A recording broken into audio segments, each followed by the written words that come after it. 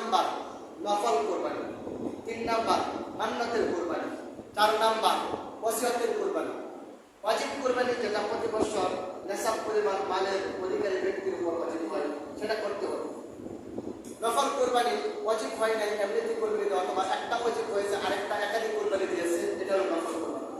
প্রশ্ন হলো ওয়াজিব এবং নফল কোরবানির গোশত যিনি কোরবানি দিবে তিনিও খেতে পারবে, পার্শ্ব প্রতিবেশী তারাও খেতে পারবে, তার আত্মীয় স্বজনের মধ্য থেকে যারা ধনী গরিব সবাই খেতে পারবে। প্রশ্নটা বুঝেন। কোরবানি 4 প্রকার: ওয়াজিব, নফল, মান্নাতের কোরবানি, ওসিয়তের কোরবানি। ওয়াজিব এবং নফল কোরবানির গোশত কোরবানি দেনেওয়ালা ব্যক্তি খেতে পারবে, তার আত্মীয় স্বজনের মধ্য থেকে যদি ধনী হয় সে খেতে পারবে, গরিব হলেও খেতে পারবে। তো 2 প্রকারের কোরবানি, ওয়াজিব এবং নফল কোরবানি গোশত সবাই খেতে পারবে, এক কথা সবাই খেতে পারবে, ধনী গরিব কোরবানি দাতা যা দিয়েছে না দিয়েছে সবাই খেতে পারবে। 3 নাম্বার মান্নাতের কোরবানি, 4 নাম্বার ওসিয়তের কোরবানি।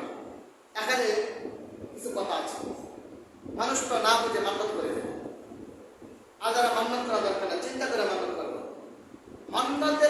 মান্নাতের কোরবানি দাতা খেতে পারবে না।